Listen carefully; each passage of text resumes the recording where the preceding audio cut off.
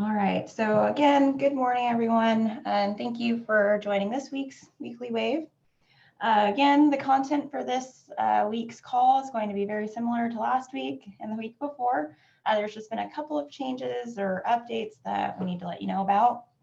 So again, I'm going to just start it off with blanketly talking about our phone calls, voicemails, and emails.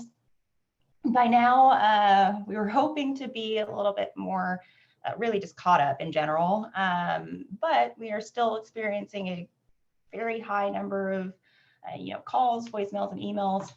We've gotten a little over a couple thousand emails in the last couple of about week and a half.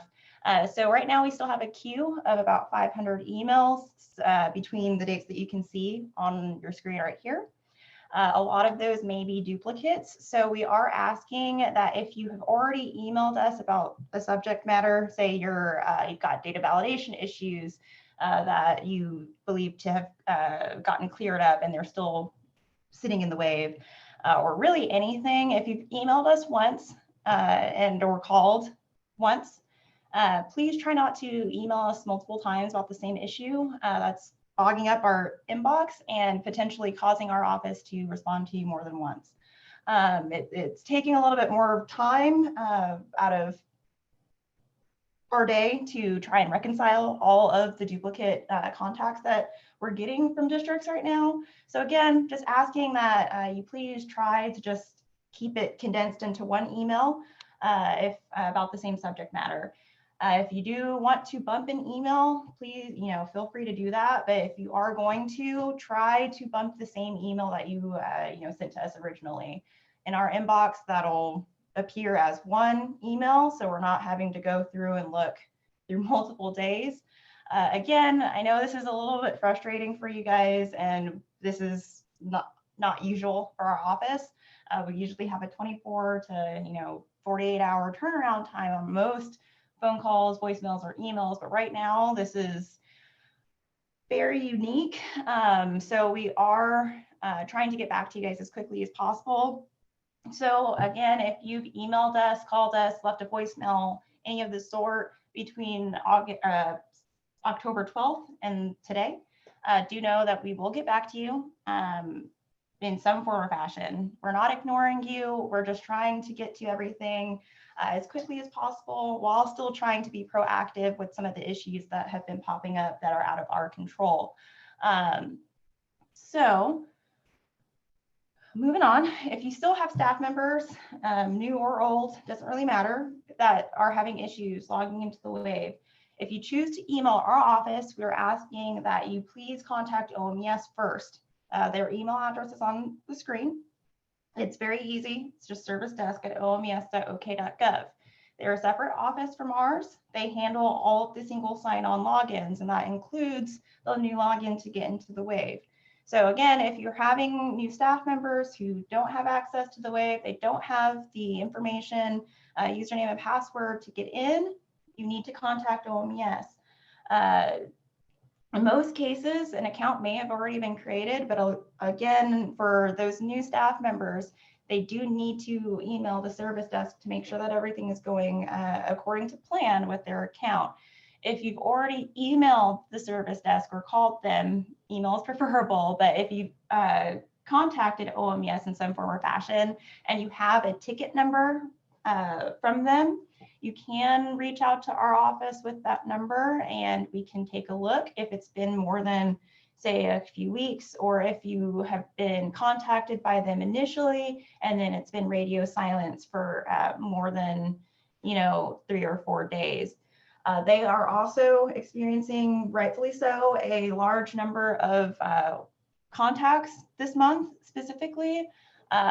They've gotten over 1,500 contacts from districts about these Wave logins. So just like us, they're experiencing kind of a little bit of a slowdown, but they do have a larger team. So they have been able to get back to districts in a slightly more timely manner than our office has this month particularly. Moving on, I know we have gotten a lot of Teams IMs, emails, et cetera, about the wave slowdowns. So this is a two-part thing. One being that as you're kind of moving around the Wave website, you might notice that it's taking a lot longer to load than usual. You may also notice that validations that you have cleared in your student information system are taking a little bit longer to fall off than they have in the past. Both issues we're looking into. For those of you who were in the Wave right before this call, you might have noticed that the Wave was down. We are doing maintenance on the website. By the time this call is over, the Wave should be back up and running. If I see otherwise while I'm talking to you guys, I will let you know. But right now, the Wave may be down, but it'll be back up by the time this call is over. We're doing maintenance in order to speed back up the slowness that we're seeing across the board. In terms of validations, again, we're looking at that. It's not necessarily related to the website being slow, but it is still problematic for those of you who are trying to clear up your student demographic errors. In most cases, from what we've seen, they are corrected in the student information system. So we're getting the correct information. It's just the validation is clogged right now. So they're not passing through and falling off like they have normally. All right, so there are a couple of issues with 3 reports in the Wave to our knowledge right now. 2 of those being the October 1 and the FQSR. 2 reports that we don't want issues on, but this is again out of our control. So if you're going through the reporting tools and specifically those grade grids in both reports, you might notice that they don't match up with what you have in, say, the final report for either report, really. So if you're looking at the list of students, it might not match up with the summed up version in the reporting tools. So that goes for, in the October 1, the enrollment grade grid, and for the FQSR, that could be the comparison grid or the grade grid that you can get through the reporting tools. Again, we're looking at both. It's just taking a little bit longer. Thought we had it corrected, but it looks like it's might be a different problem that needs a little bit more attention. With the 3rd grade promotion retention, and I do have a typo on that, the 3rd grade promotion retention report does have an issue still with saving. We should have a note on the Wave homepage. Don't right now, but we will put one up there later on today about that, just so we can keep you guys informed on how long it'll take for that issue to be fixed. And on the 3rd grade promotion retention, I don't know if you knew this, but it got extended until November 16th. So that will be open until November 16th. Thank you, Eric. I heard the 31st, but that is even better. All right. With STNs, the overall issue that we were experiencing where you weren't seeing students popping up in the STN wizard or just being assigned an STN automatically has been corrected to our understanding. If you do still have outstanding issues, it is related to your student information system sending the state a STN before we have specifically assigned it.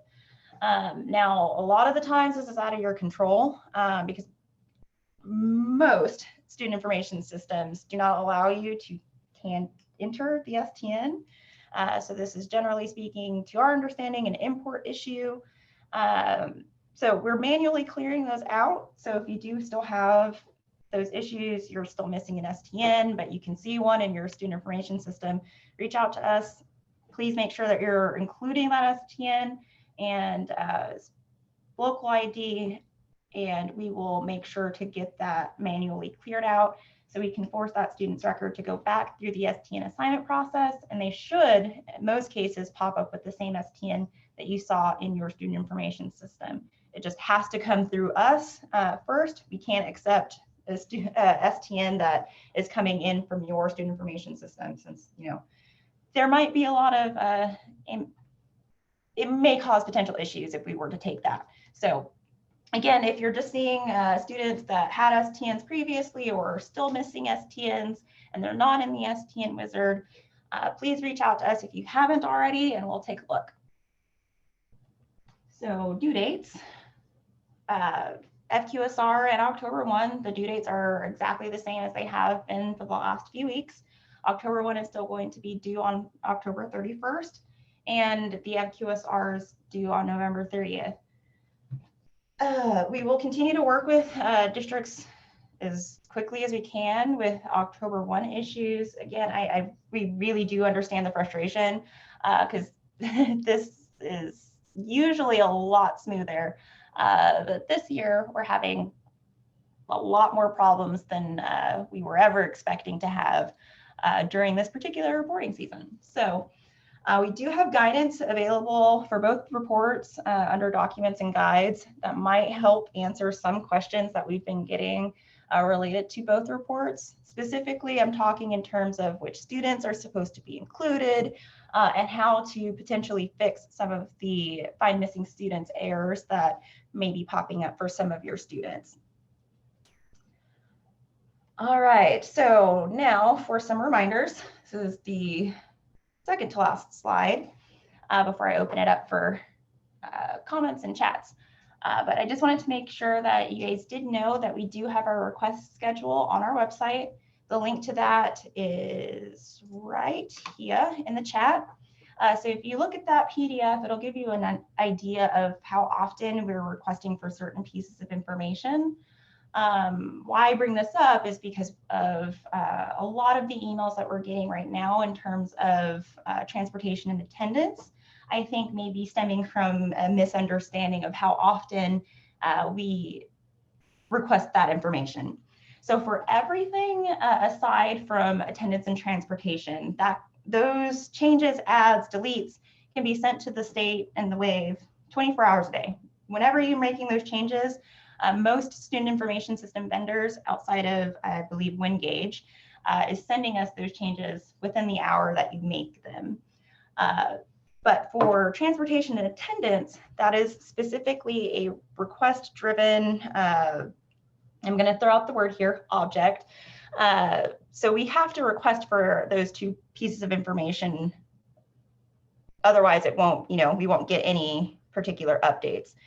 So right now we are requesting both of those 3 times a week. So if you're making changes to your students' transportation and attendance daily, you're not going to see what you're expecting to see on the FQSR.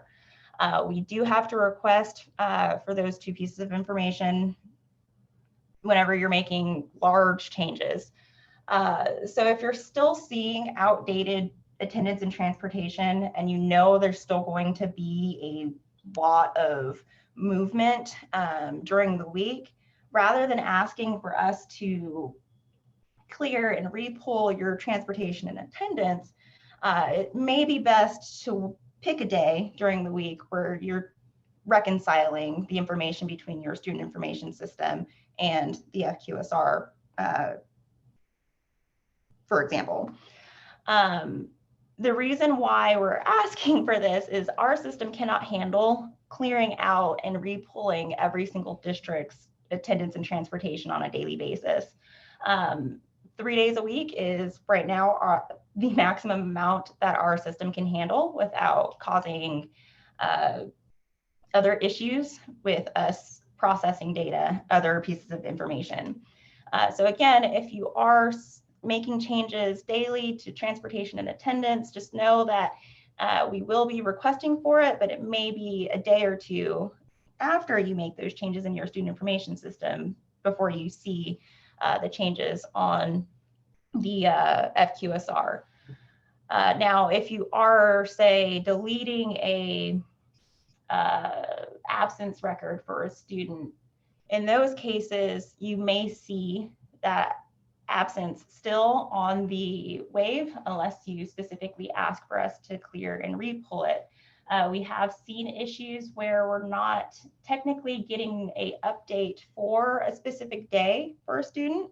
So what I mean by that is, say a student started out, let's just throw out today. If a student was absent on 10/22 and on 10/23, your attendance secretary finds out that they were just tardy or absent, or they were just tardy for a few hours wasn't a half day or a full day absence. So they go into the student information system and they update that absence to a tardy. That may have already been sent to the WAVE as an absence. So on the FQSR, that's what you're seeing. But in the student information system, that's been updated. It shows up as a tardy. We don't get that update 95% of the time. So in those cases, that's where you're needing to reach out to either our office or state aid and ask for us to repull your transportation or attendance. Transportation is sent to us as a overall number. We don't, for the FQSR, we aren't using we're not summing up every single day of transportation for a student. We're relying on your student information system to send us, all right, this student was eligible for transportation between August and October. Here's how many days that is. It usually should match up with your attendance, but if it's not, we are auditing for that, and we're trying to catch those. But right now, since October 1 is mainly our focus, we're a little bit slow in letting everybody know, and we're clearing those out and repulling them so they can match. But again, hopefully that clears up some confusion that we've had. Transportation sent to the state as one overall number. We don't see the day-to-day yes, no's for transportation. And attendance is sent to us, it's sent to us 3 days a week. And we may not always get updates that you're making to your attendance codes. And mainly those are if you're changing an absence from an absence to anything, a present, a early departure, a tardy, other, it doesn't matter. In those two cases, that's generally speaking the situation. And again, we're trying to clear these out as they're coming through, but do know that if we are getting a lot of requests for clearing out transportation, we may need to take a look and see specifically what's going on, and just to make sure that your district is still sending us transportation. We have seen a handful of districts that aren't sending us transportation. And it's not something that has been an issue all year. It looks like it's just starting to happen. We've been trying to reach out to you, some of you, about that as we're getting those emails in, as well as letting state aid know that there is a potential issue in getting your transportation and attendance. So long story short, that's where we're at with that. So like you said, our email address is here on the screen. Again, please try not to, for lack of better words, spam our inbox with the same subject matter, creating 3 to 5 different emails about the exact same thing with almost the exact same subject and header. That is bogging up our email quite a bit, actually. So just try not to do that, and we will get back to you, I promise. I know this is really unusual for our office, but we are trying to get back to everything as quickly as we can. The same thing goes with our, voicemails. It really does help if you are choosing to leave a voicemail. If you know that you've emailed previously, to include that somewhere in your message. That'll help us go back through and take a look through our inbox, just to make sure that we're not missing anything that you may have previously emailed to us. We do have all of our documents and guides, same place, and we will get this call and PDF and whatnot up there as soon as we can. So I'll go ahead and in the slideshow, if you guys need me to repeat anything, I will. I'll go ahead and stop the recording and start answering these chats.